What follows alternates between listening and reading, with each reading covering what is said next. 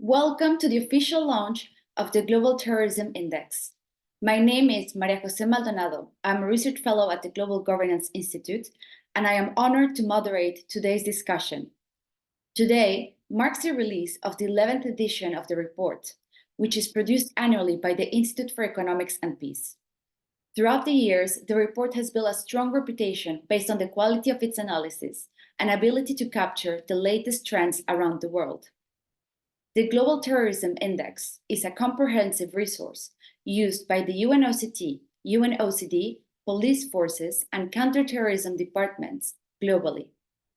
The GTI provides a comprehensive overview of the global trends and patterns in Terrorism Index, ranking 163 countries, which covers 99.7% of the world's population. And it analyzes according to the impact of terrorism.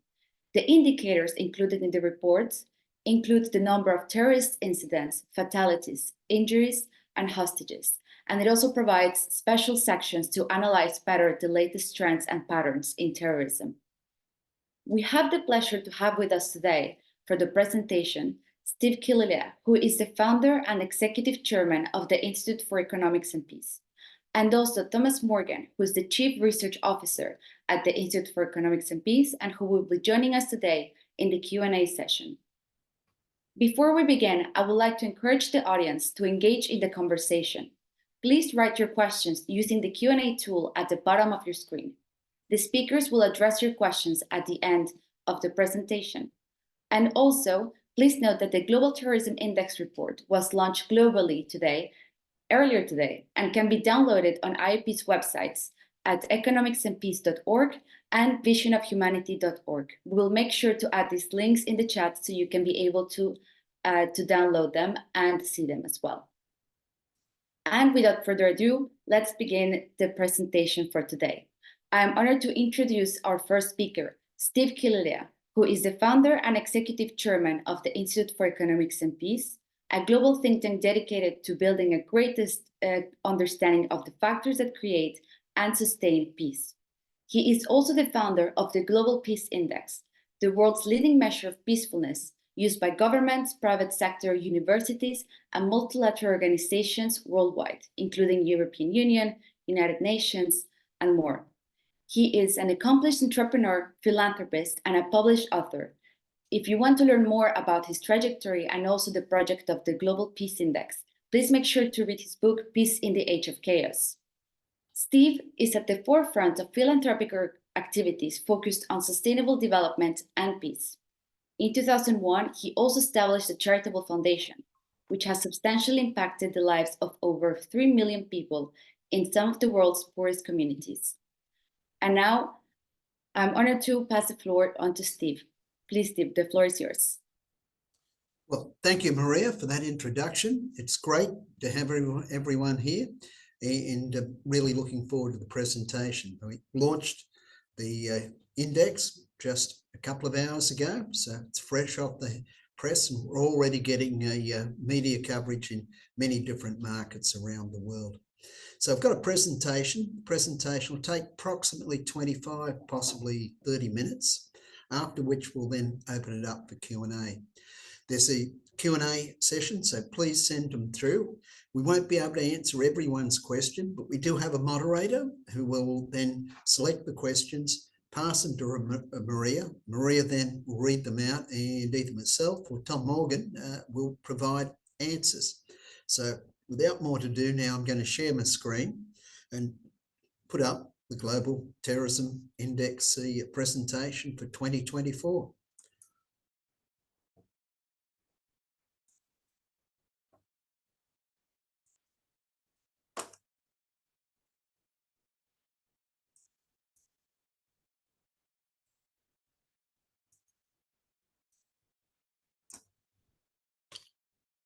So I thought I'd start by just a couple of slides on the background of the Institute for Economics and Peace for those who do not know it. Institute for Economics and Peace was set up to understand the intersection between business, peace and economics, place a special emphasis on metrics to measure peace, and to ascribe an economic value to changes in peace. We're situated and headquartered in Sydney, Australia, but we also have offices in a number of other destinations. They include New York, Brussels, The Hague, Mexico City, and Harare. Products are used extensively by most of the major multilaterals in the world, including the OECD, Commonwealth Secretariat, World Bank, United Nations, and many, many more. We do contract research for all those organisations mentioned. The work's also included in university courses all around the world. And we've had activities in over 150 countries in the last 12 months. That includes things like training, consultation, education, and then projects which have been built around our positive peace. Media impressions, over 40 billion last year. We published 10 different reports. Websites are well used with over 2 million visitors in the last 12 months. Some of the products we've got, obviously Global Terrorism Tonight, we've got the Global Peace Index, we put out an ecological threat report. We look at the factors which create peaceful societies, and out of that we've developed a number of workshops which are used on the ground. We had workshops in projects in 150 countries. We also got websites like Vision of Humanity, Economics and Peace. We have a weekly magazine which we put out, which then covers the major news events which have occurred in the last week. It's got about 100,000 people subscribed to it. That's Future Trends. We've got online academies which people can do. The Positive Peace Academy, which takes you through what creates peaceful societies. About 2 hours. We had about 60,000 people do that. And we train ambassadors. We've got 4,500 IEP ambassadors around the world. Anyway, that's enough on IEP. Let's get into the Terrorism Index proper. So this is the 12th year we've been doing it quite a while. It ranks 163 countries. That covers about 99% of the population, 99.7% of the population of the world. And it works on the relative impact of terrorism. And there's a number of different indicators which it uses in that. It's also an indicator which is used in the Global Peace Index, and obviously developed by the Institute for Economics and Peace. And then we've got a number of international experts with contribute to the report as well. The report itself is used by just about every intelligence service globally, some shape, way or form, because it's an excellent roundup of terrorism globally. Now, without more to do, let's get into the results. So I think terrorism has reached its highest impact since 2017. In fact, there are about 8,300 people killed.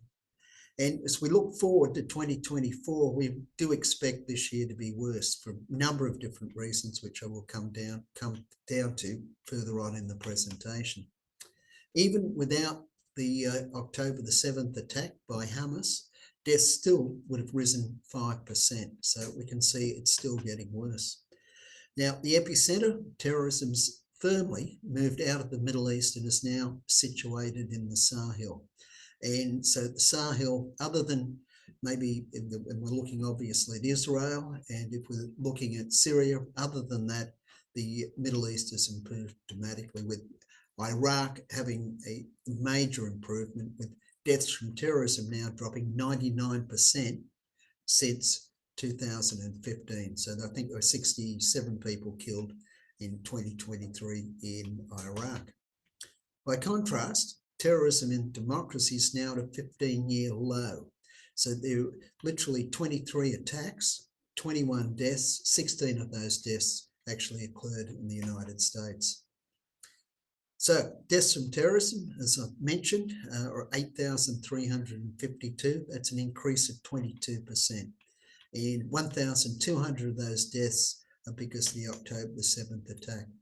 Now, combined with that, what we've seen is there's been a fall and a decrease in the number of attacks. So the 23% less attacks.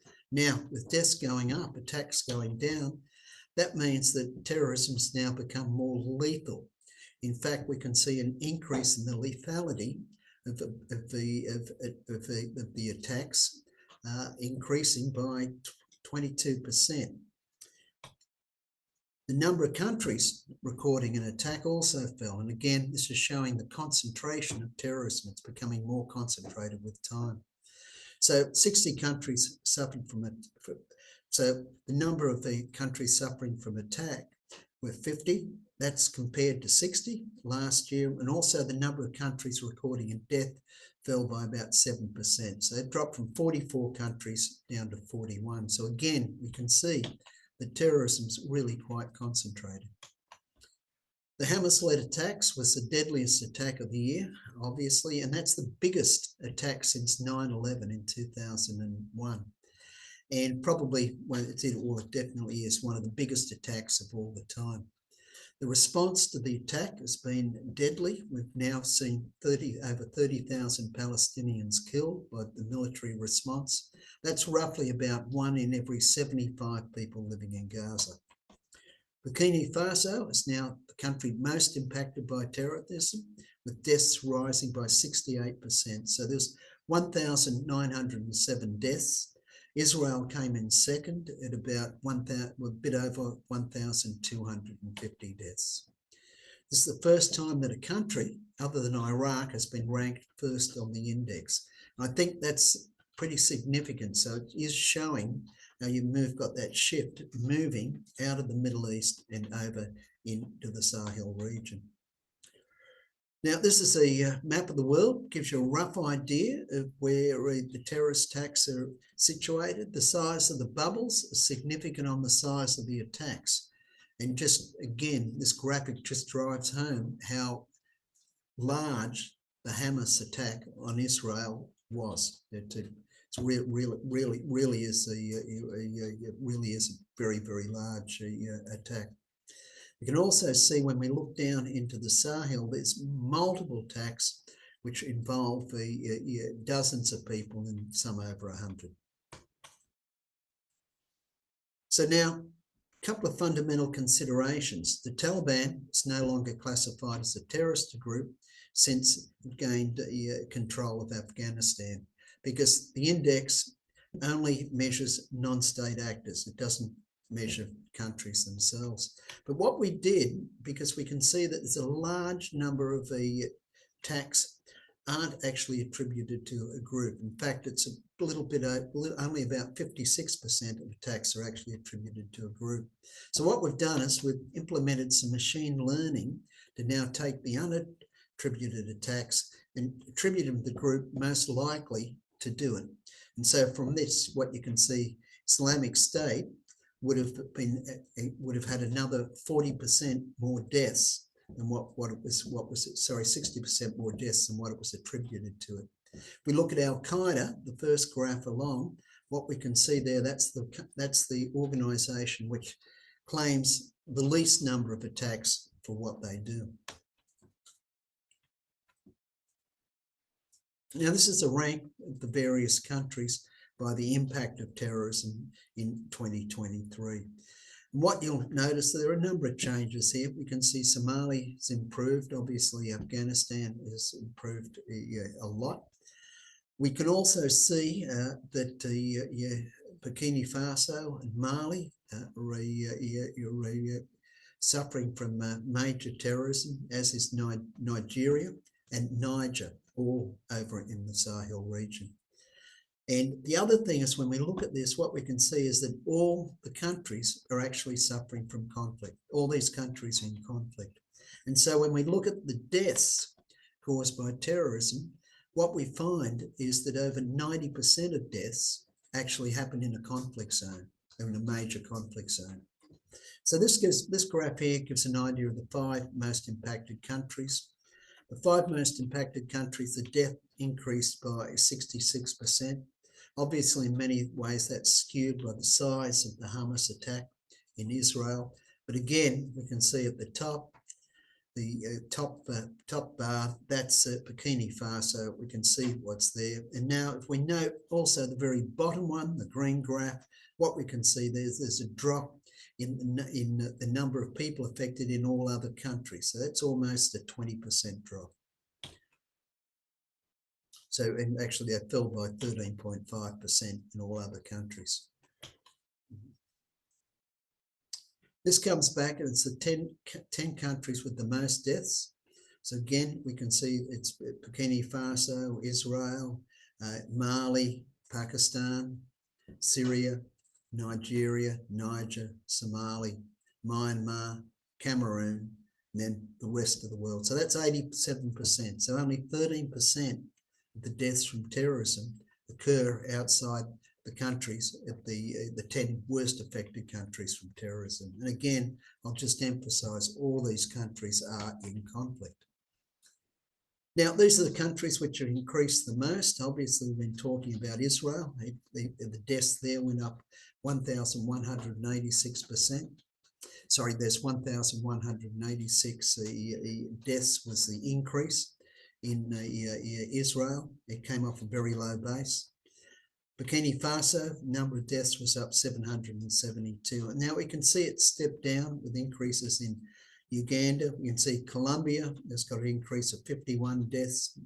Democratic Republic of Congo, 109. Cameroon, 117.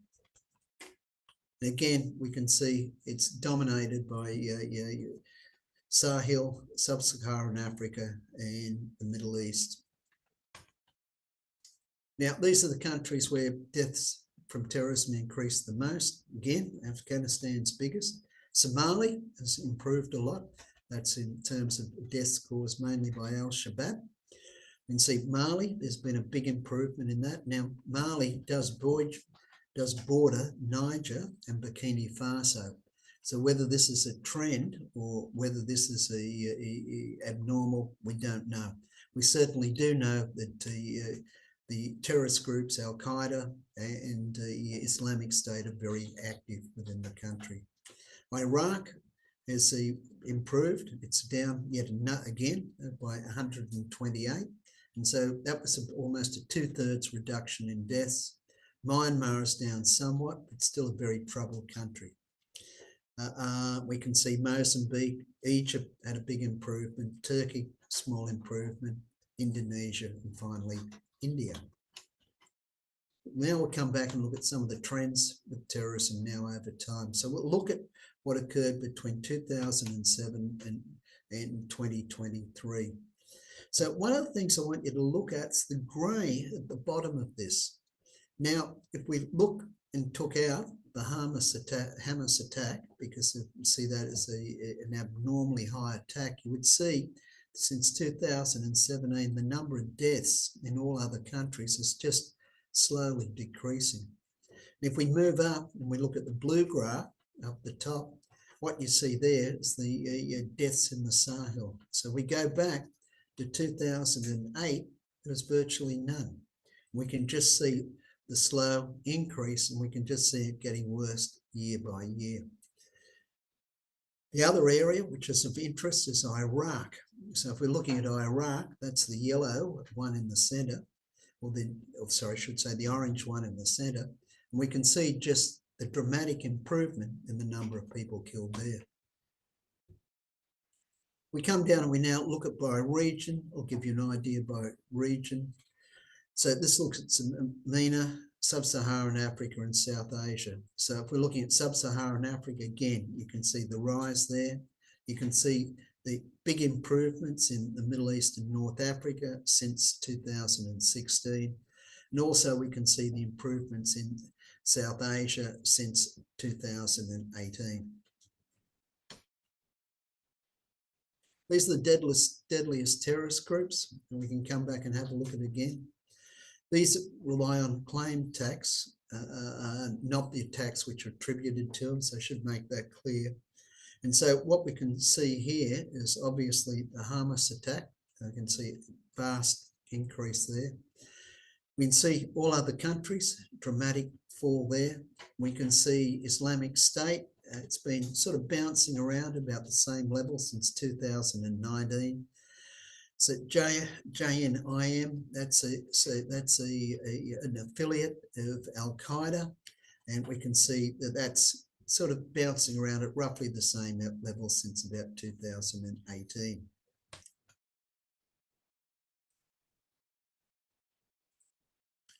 Now, this comes back and looks at the West and looks at the number of terrorist attacks. Again, look at the drop in attacks since 2017. So where there was roughly, let's say, about 160 to 170 attacks.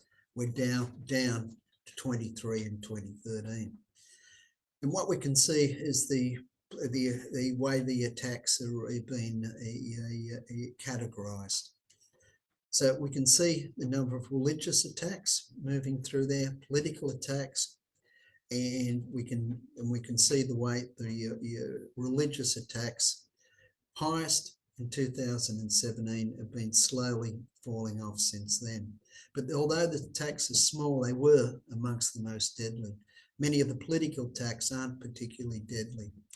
And as we look down to 2023, we can see now the numbers are dramatically down. In fact, they're the lowest they've been since 2007, or in the last 15 years.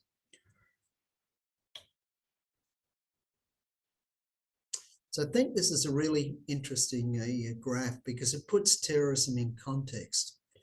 So now we look at the number of people killed by terrorism this year, which is 3,800.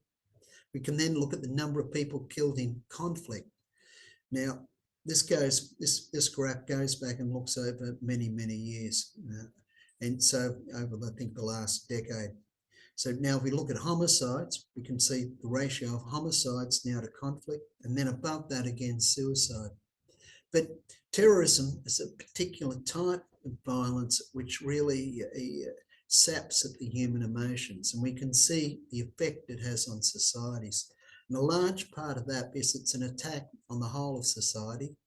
It's aimed generally at civilians, and it's aimed to try and terrorize society. And so even though the numbers aren't large, the actual emotional impact is really very, very large compared to the others. Terrorism too, like the Hamas attack, when they're big, they have a devastating effect. Whereas when we're looking generally at homicides and suicides, they're much more smaller numbers of people which are killed.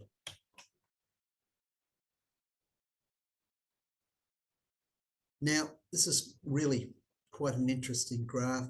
And what it shows is just the emotional impact which occurs from major terrorist attacks. So now, if we're looking at, let's say, the experience of sadness within Israel, prior to the October the 7th attack, it was running at about 10%. That's now up to over 50%. We can see similar sorts of things. We express the experience of stress, experience of worry, but we can now see the effects that this has on the politics in the Middle East as well, and we can see the support for a two-nation solution. It's dropped from about 60% in Israel down to now at about 25%. And we can also see the optimism about whether a permanent peace is possible drop from around 35% down to about 10%. One of the other things too, most terrorist groups don't last a long while, and this gives you a pretty clear idea. So if we look at the number of terrorist groups active in 2007, which are about 130, there's only very, very few of them left today, like 25. So even if we go back and just look at 2014 and go back a decade, again, we can see that 2/3 of those groups have now also disappeared. So what this highlights is just the importance of being able to tackle terrorist groups in the first 2 years of their operations. If you can get on top of them then, they're not likely to survive. And you look at both these lines here, and you'll see the very first 2 years, just the sharp drop. You can see that most of them, that nearly 50% of them don't survive 2 years. So now let's have a look at the Sahel and see what that looks like. Here's a quick map of the Sahel and of also the Middle East. So what we can see here is in blue is where the decreases have been, and when we look in the red and the brown colours, that's where you've had the increases. And again, we can just dramatically drive home that shift in a focus from the Middle East over to the Sahel, and obviously other than Israel. Now, this will just give you an idea and just drive home how serious the Sahel's got. And this is looking at the number of attacks. So if we're looking at 2007, virtually very, very few. And we can see how it sort of kicked along and just increased up slightly to about 2013. And then we can see the way it has taken off. And so obviously in this, you've got places like Nigeria, which have been affected, which aren't actually covered in this graph as well. So this is just really the Sahel. So now, if you're looking at this, this is pretty strong. So if you're looking at Nigeria, you'd find that'd be contained down in the yellow part of the graph. There's also a relationship between organised crime and terrorism as well. And so what we did is we looked at countries where there was organised crime, then we looked at the overlap with terrorism. And so in many parts of the world, what we find is the terrorist organisations start to intermingle with the criminal organisations. And there's a number of ways this happens. One, they just might coexist side by side, sharing information. Two, is they may then engage in activities together, and it might be they could commit crimes together, or alternately, terrorist group where they control territory just might allow a safe transit of things like drugs, people, precious metals through their territory for a certain price. And then in other situations, what you find the terrorist groups and the criminal organisations actually merge. So again, you can see that the Sahel is the area where this is most common. Now, if we start to look at kidnappings and gold mining, conflict events, we can see both of them are on the rise. In fact, it's almost 1,000% increase. They're almost over a 1,000% increase in kidnapping since about 2017. That's a really large rise, with over 1,100 kidnappings occurring in 2013. And that, my friends, is the end of the presentation. So I'd like to thank you for listening to that. I'll stop sharing it now and we'll pass it over for questions. This mouse has gone dead. Thank you very much, Steve, for such an insightful presentation. As every year, we can see that there are very interesting findings, but in particular, over the last year, we can see that indeed, as you mentioned, the epicenter of terrorism is changing now into the Sahel. That's quite interesting because of a lot of fragility already within the region, which I'm sure we will expand on more during the Q&A session. And also, you have mentioned that there are very clear links in between terrorism and organized crime, not only in the way that they can perhaps collaborate, but also the activities that terrorist groups and organized crime organizations perform, they can also overlap. So I'm sure that we will have a very interesting discussion about these key findings from the reports. We have already seen quite a lot of questions in the chat, so thank you very much to the audience. Please keep them coming. And just to explain a bit more how this will work, we now have about 30 minutes for the Q&A session. And we also have the pleasure to have us now as part of the Q&A session also, as I mentioned, Thomas Morgan. So perhaps a bit of an introduction as well to know a bit of his background and the questions that he will also be answering. So Thomas is the Chief Research Officer at the Institute for Economics and Peace, where he is the lead researcher on the Global Terrorism Index and also the Global Peace Index. In 2013, he was a visiting researcher at the Oxford Poverty and Human Development Institute at the University of Oxford. So thank you very much for joining us as well, Tom, for the Q&A session. And as I mentioned, there are a lot of interesting points. I have a lot of questions myself, but we have a lot coming from the audience. So perhaps to kickstart, Well, I will be switching questions to Steve and to Tom as well, so we can have answers from both. So to kickstart now the Q&A session, the first question I will ask to Steve, if you may please.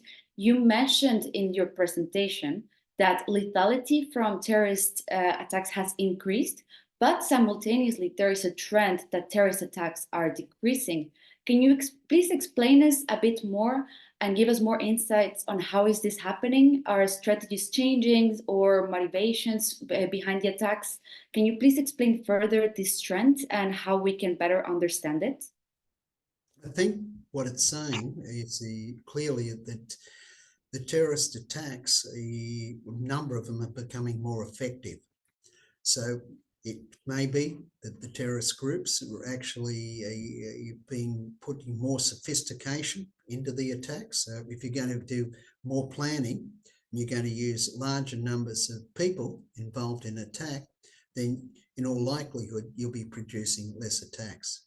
So the longer the planning which goes into them, but that does then increase the lethality. Also, it's been skewed somewhat by the large attack, which is caused by Hamas. But again, even without that, lethality increased. So the lethality from memory was about 2.5 compared to 1.6 last year. Thanks very much, Steve. To follow up on that on this conversation, actually, there is another question addressed to Tom about this. So following the same thought, Tom, do you think that there are any indications that terrorist attacks over the last year have become more lethal because of the application of AI? First, I'll just check that everyone can hear me. Maria, can you hear me okay? Yes, definitely. Thanks. Fantastic. I think when we're talking about the impact of AI on terrorism and conflict more generally, I think it's still far too early to say. There's nothing showing up in the data yet. That's not to say that it won't have an impact in the future, given the rapid proliferation of the technology and the rapid advances in the technology, but there's nothing we can say definitively at this stage. I would note that with this kind of attack and with attacks using new kinds of technology, there tends to be a sort of cascading effect when you have a first example of it being used. But there's nothing that showed up in the database this year that would suggest that it's currently having an impact on the prevalence of terrorism or the lethality of terrorism. Thank you very much, Tom. We indeed see a lot of increased interest on AI and its application, not only on businesses, but also in criminal activities and, of course, terrorism. So definitely there's a lot of interest in that. Following up to another question, focusing a bit more on the development side now. Steve, can you please tell us, in your opinion, how can the world de-radicalize terrorists, or what can be some effective strategies to de-radicalize? I think so. If it's to de-radicalize, I think there's a number of factors which come into it. The first thing is sort of rule of law.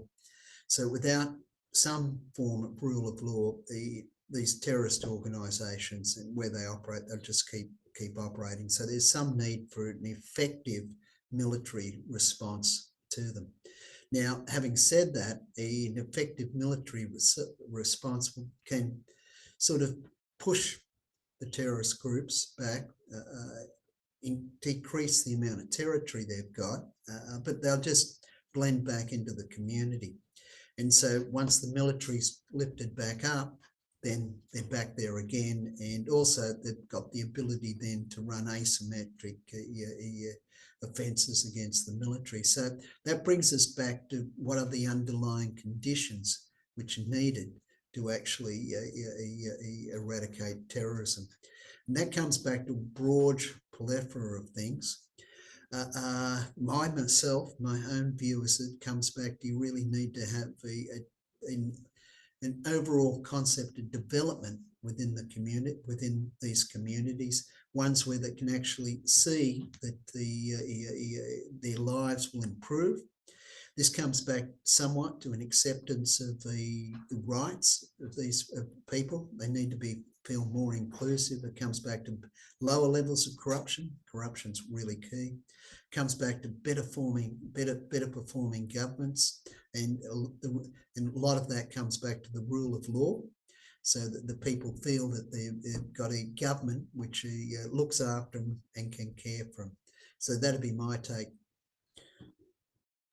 Thanks very much, Steve. And indeed, going back to positive peace and this framework is very helpful to analyze, of course, how our community is doing and also how can we better improve. So thank you. And once again, the audience can find more information about this on IAP's website to learn a bit more about this framework.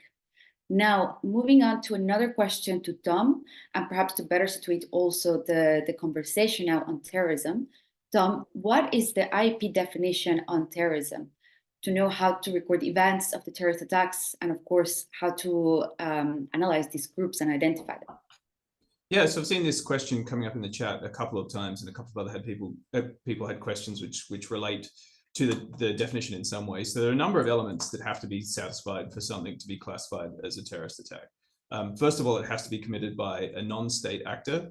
There has to be the use of violence or the threat of violence. It has to be for a political or religious or social goal, so that excludes attacks by organized crime.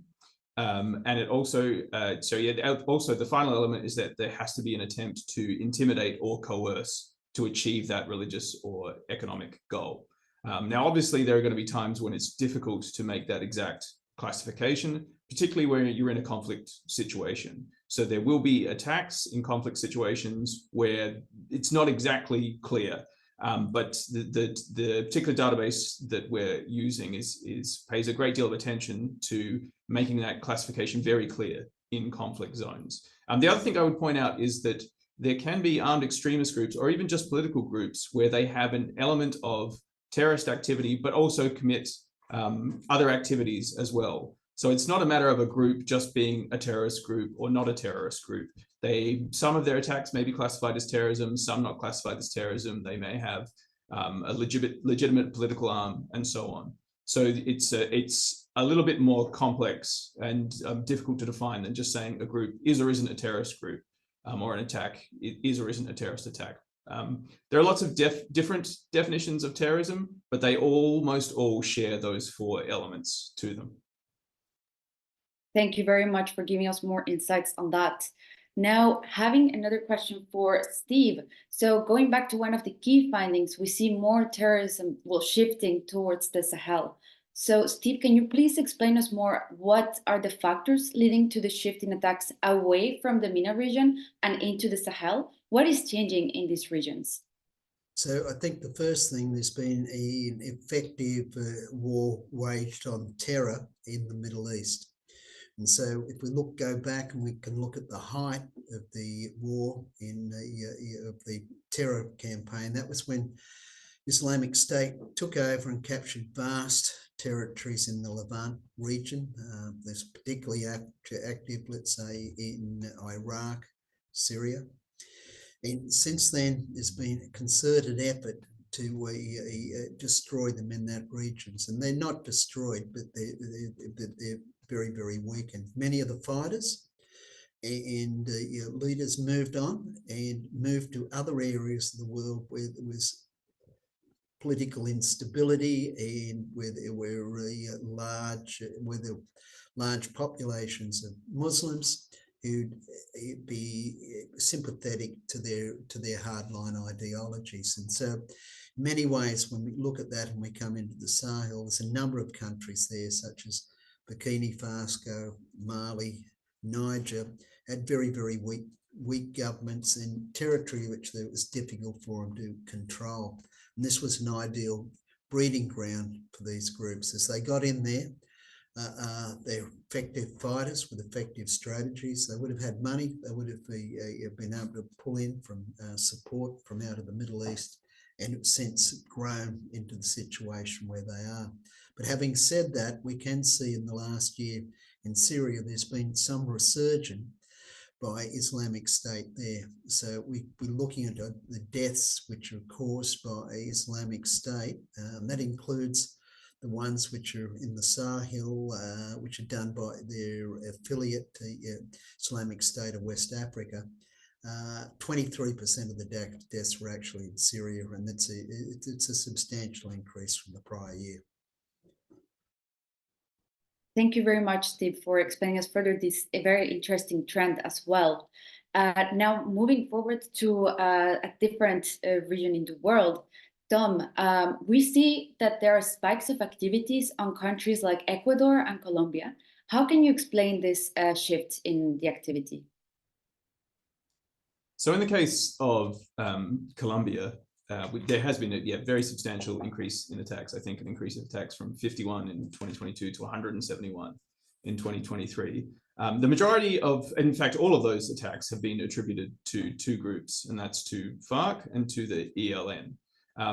With FARC, of course, there are a number of dissident groups that have emerged post the peace process, and it's still in sort of ongoing and unfolding situations. There have been extensive efforts by the Colombian government in the last year to have a negotiated peace with those dissident groups. But those two groups were responsible for all of those attacks that were recorded over the past year. Elsewhere in South America, there's a number of different factors which are driving terrorism. I know in Chile, for example, which ranks, I think, in the top 20 in the index, there have been certain ethnic and indigenous groups who have been involved in attacks, but those have almost all been attacks on infrastructure targets. So it's a different form of terrorism in a way that you see in Chile. It's almost entirely looking at attacks on developments or on infrastructure with very few, if any, fatalities. So there's a slightly different profile to terrorism in South America. Thank you very much, Tom. Now, Steve, when we analyze, when we see in the report the impact from terrorism, do you also consider forced displacement and the consequential suffering as part of the impact from terrorism? No, we don't. We strictly focus on terrorism, and obviously the displacement, the bigger form of displacement, actually comes back from the conflict in which most of this terrorism occurs. So when we're looking at the index, it has 4 different measures which it uses. 1 is the number of attacks, 2 is the number of deaths, 3 is the number of injuries, 4th is the level of kidnapping. And so they come together with different weighings on each to form a composite index. And what we do is we take it back 5 years, because there's always a lingering effect from terrorism within a society. So we have a graduated scale where 50% of the weighing happens in the first year. Then it comes down subsequently after that, from 26 down to 13 to I think it's 7, and then drops down after that. So it's got they're the 4 we use. Now the real effect and the displacement, which we can see in many different parts of the world and conflicts, is severe. Many of the various refugee camps, some of them date back to the 50s. In fact, I was at a function last night talking to a gentleman who some years ago went into a refugee camp which dated back to 1958. And so what we're seeing, UNHCR getting swamped, and they're overrun now with the increase in the number of refugees which are occurring globally. And so I think this is something which is of the particular importance as we move forward, is just get a better focus on refugees. How can we resettle them in other places?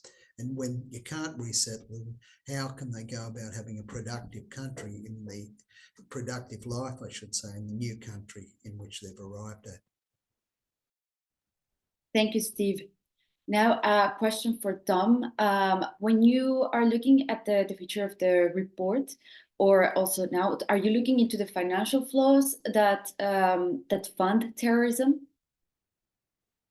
That is something that we look at in the context of organized crime, in the section that looks particularly at organized crime in the Sahel. I mean, the obvious limitation to looking at terrorist group financing is that because all of this activity is illicit, clandestine, illegal activity, it's very hard to get accurate figures. So at the best, we have kind of broad estimates of where terrorist group funding might be coming from.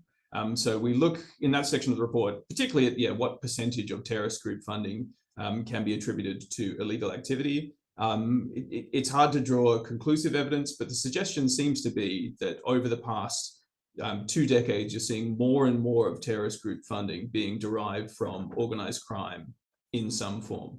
There's also suggestion that there's increased use of new technologies like cryptocurrency to provide illicit funding to terrorist groups. Again, though, very hard to track, very hard to quantify. But I think broadly speaking, we can say that the sort of percentage of terrorist group funding that is coming from illicit activities has increased over the past 10 to 20 years.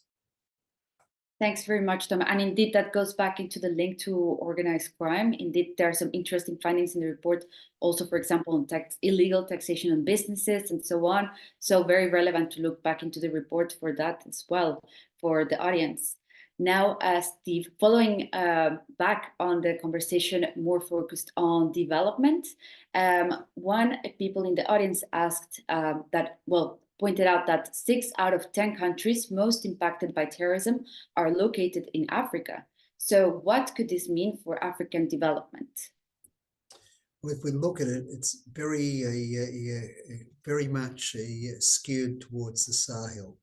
If we move out of the Sahel, then you'll find some, which is happening in some of the other parts. For example, Kenya and Somalia, 2 areas which are affected and extensively by terrorism, and Yemen. But the large majority of it is really in the Sahel. The issue with the Sahel is you've had a number of coups there in recent years. We find Niger, Mali, Burkina Faso, they've pulled out of ECOWAS. They've rejected the French troops to try and help them fight there, and they've also rejecting other African countries providing troops as well. So this isn't a good sign moving forward. So it really is the Sahel which creates the large percentage of what we can see in sub-Saharan Africa. Thanks very much, Steve. Now we have another question for Tom. So the number of attacks in democracies has declined, according to the report. But how could you counter a suggestion that limiting migration and asylum seeking, these countries can maintain their democracy and defend themselves against terrorism? So it is indeed a hard question, but interesting for the discussion. Yeah, I think it's very difficult to say anything conclusive about linking those two topics. I think what the decline in terrorist attacks in Western democracies over the past few years shows, and also the report more broadly, looking at the shifts from region to region, is that terrorism is particularly dynamic. So pinning it down to saying that one thing in particular is definitely going to lead to an increase in terrorism is always fraught. Particularly when you compare it to other forms of violence and how they correlate with terrorism. If you look at, I know there was another question in the chat about the link between poverty and terrorism, for example. So if you look at the correlation between conflict and poverty more broadly, there's a strong correlation. If you look specifically at terrorism, the correlation is far less strong. So I think that the point to emphasize there is that saying that any one thing in particular is definitely going to lead to an increase in terrorism outside of an increase in conflict more broadly, it's just too difficult to make that strong of a conclusion. Thank you very much. And now moving forward to Steve and going into one of the trends as well between conflict and terrorism. The audience asked, what is the difference between terrorism and conflict? And also I would like to add, if you can perhaps expand on this continuous trend and link between terrorism and conflict as well, to highlight that from the report. So what we find inside conflicts, terrorism is a tactic which is used. I think the big difference between what would be classified as a conflict death and a terrorist death comes back to the definition. And Tom's already run through the definition, but the last part of the definition is when the act is meant to send a message to other people more than other than the people who were killed in the attack. So, for example, if you go in and you blow up a mosque, for example, or you go up and blow up a church, you're sending a message to all other people of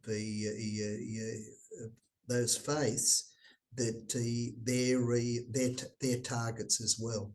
And that's what puts the terror into terrorism and puts the terror through the populations. Now, we're looking at the military conflict, and if you look into the Ukraine, and what's surprising there's very little terrorism. And that's simply because most of it is one, it's between two state actors, but also a lot of the targets, and there is some civilian targeting, but there's also a lot of it is really focused on the military campaigns.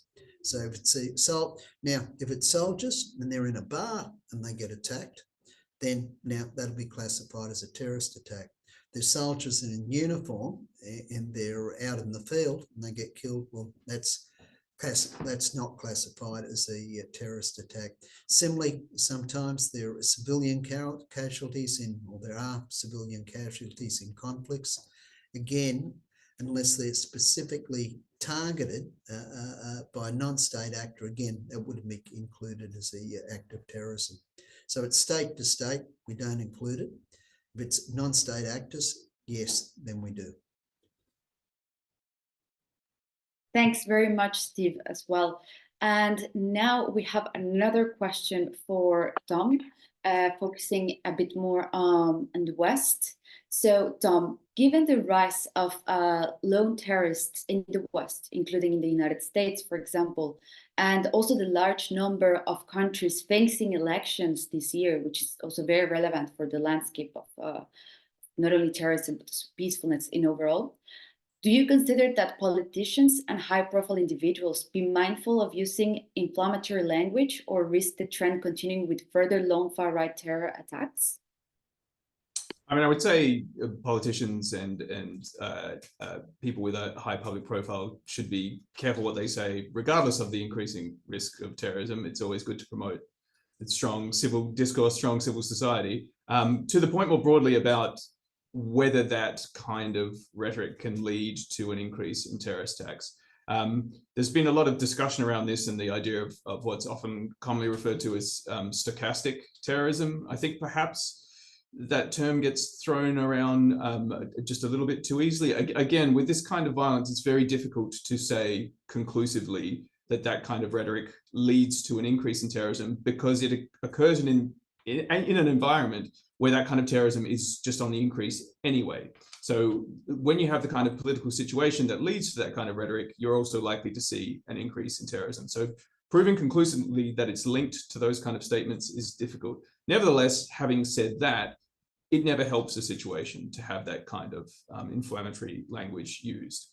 So if you're looking to just reduce political tension more broadly, then of course you want to have a situation where you have more civil use and more thoughtful use of language by politicians and prominent individuals. Thank you very much, Tom. Now, another question for Steve, and particularly related to IEP. How do you consider, Steve, that IEP can best support actors like pastors and religious leaders in preventing the rise of terrorism, considering the deep concern for safety and security and shifting trends in the Sahel region? I think there's certainly a major role for religious leaders. So if we're looking at religious leaders, there's a broad spectrum of religious leaders, from those which support violence to those who are 100% pacifist. So I think what's needed is to take the moderate religious leaders, the ones which are dedicated to peace, and then to be able to empower them to have influence, to be able to spread their messages. And sometimes I don't think there's enough resources put behind those kind of people. Because if you can increase their following, if you increase the size of their congregations, then they're really likely to have impact. Now, in other areas, what you'll find is there's interreligious conflict. And so in those cases, then again, finding there's imams, and you're finding the priests, the rabbis, which are really interested in peace, and bringing them together so that they can act as a concerted front, I think is really important. So there's great organisations like Religions for Peace, which work on a lot of interfaith work in terms of improving peacefulness between religions and peacefulness within their countries. And so I think more dedicated funds are needed in a lot of these areas to promote the right kind of people and give them the resources so they can truly have impact. Quite often also, this is very, very dangerous for them as well. They do become targets within those areas for extrajudicial killings. So again, there's a lot of the time they do need support and they do need protection so they can be effective. Thank you very much, Steve. Now, another also interesting question for Tom. Do you think there is a correlation between climate change and terrorism? And if so, how do you see these two into a trend? So that's something we've looked at quite a bit before in some of the other research that we published. So there was a section in the Terrorism Index last year, and then we also produced something called the Ecological Threat Report, which looks at extreme weather events, climate change more broadly, and the impact that it has on conflict. Again, not to sound like a broken record, but it's one of those areas where it's difficult to say conclusively. However, I would say the one area where we have seen the most evidence for an increase in ecological threat leading to an increase in the risk of violent extremism is in the Sahel, particularly when you have conflicts between pastoralists, but nomadic communities, farmers, and so on, these different groups competing over land, when you have changes in weather, changes in rainfall patterns. I think it's fairly clear to say that that definitely increases the risk of conflict. And it's no coincidence that the areas in the world with the highest level of ecological threat are also the areas where we see the highest levels of terrorism. So I think, yes, the best example that illustrates that is in the Sahel at the moment. Thank you. Now, one more question for Steve before we go into the wrap-up questions. This one is about the future of IEP, given the findings of the report.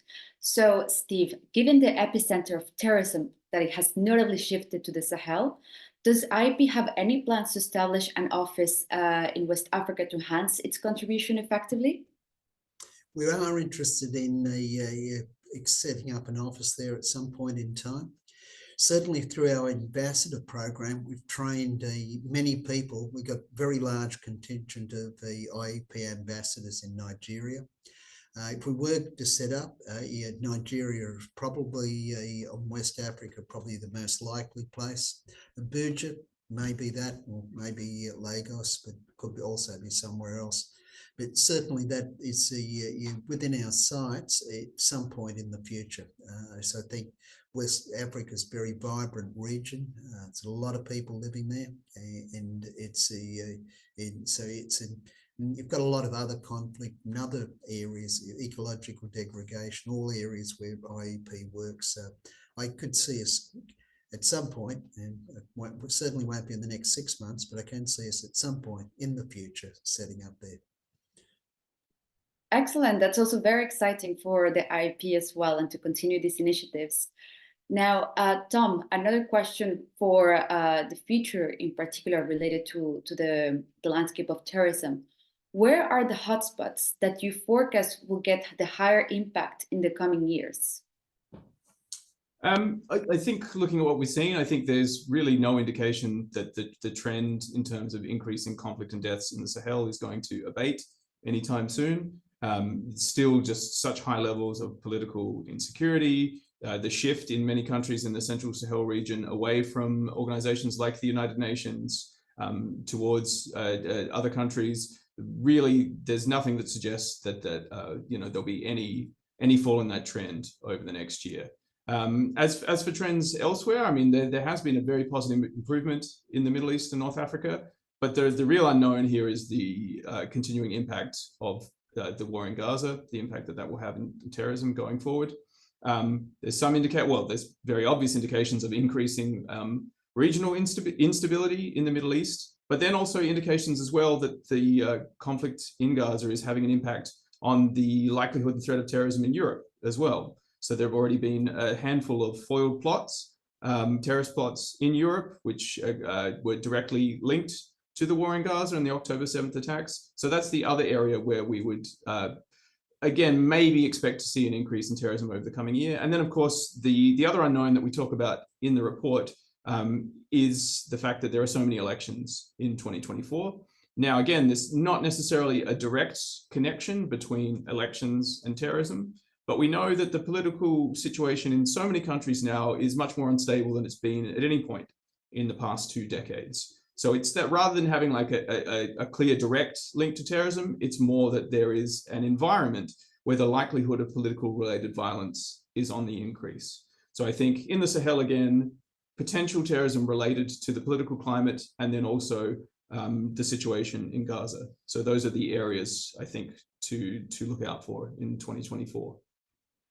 Thank you, Tom. That's also very insightful.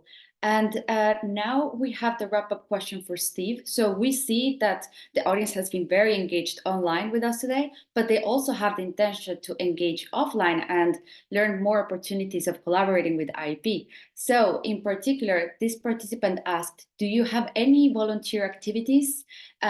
He asked in particular for Southeast Asia, but perhaps the audience would like to learn more about volunteering activities around the world, and also how can the audience become a part of IEP and support their initiatives? Right, that's a great question, Maria. Great question. So there are many ways in which you can engage with the IEP. So first up, we have Positive Peace Academy, which we run, which is mentioned in the very first part of my presentation. That's a 2 to 3 hour course, consists of 5 modules, which people can go through to learn and understand positive peace. We also have what was termed Positive Peace Ambassadors, and that's a great way for engaging in more detail and in more depth with IEP. So we run 2 of them every year, and the intake of them is pretty strong. We've got about 4,500 ambassadors now in 150 plus countries. So after doing that, you now understand how to implement projects using the Positive Peace framework. And now that opens up a whole plethora of other ways of being able to engage in your local community and working with the Positive Peace framework. So to give you an idea, the Positive Peace framework's rolled out by a large number of organisations. Rotary International have standardised on it for their 34,000 clubs. Working with the Philippines government, for example, they're rolling it out right throughout the country there. They'll be running that in every be running Positive Peace programs in every municipality, and they're even looking at putting it into the national school curriculum. We've worked in FARC, with the FARC rebels, once getting integrated back in Colombia. We've done workshops up in northern Iraq with religious leaders, just to give you a feel and flavour of a couple of the different ones, as well as we've worked in Australia with different diasporas here to help them integrate into the Australian community. So it can be used the frameworks are simple, they can be used in many, many different settings, and the way to get engaged and to use it and get active with the IEP is to do the IEP Ambassador course. Now, the IEP Ambassador course, we just finished the training for the last cohort, and literally 99.2% said they would recommend it to a friend. 92% said it was helpful in their professional career. And some of the ambassadors we've got sit in really quite high positions within the governments with which they're in, and with many of the organisations in which they operate in too. So that'd be my recommendations quickly. Also, we do contract research, so like we do that for World Bank, OECD, Commonwealth Secretariat, just to name a couple, and many different NGOs around the world, and governments. So if the people are got specific research which fits into the areas we're doing it, that's another way of engaging as well. Let us know. So I think, we're really happy to look for people who want to engage and work with IEP. And we're very proud of the people who are doing it. Thanks very much, Steve, for explaining us how we can get engaged offline as well and support the initiatives of IEP. For those interested, they have just put up on the chat how to sign up for the IEP Ambassador Program. And then, of course, you can explore all the other opportunities that Steve explained on the websites as well. And now, thank you very much to you, Steve, and to you, Tom, for being here with us today, for presenting the key results, and also for engaging with the audience and addressing their questions. But also, thank you for producing this report, which is an not only excellent, but also very comprehensive and very useful for all of us engaged in peace and security. And also thank you to all the teams involved. And lastly, thank you to the audience for being so engaged today and attending this launch presentation. Now, thank you again to all. Please make sure to read the report, to continue sending your questions, and to get engaged in the activities of the IEP. So thank you, and it was a pleasure to moderate today's session. Thank you everyone for joining.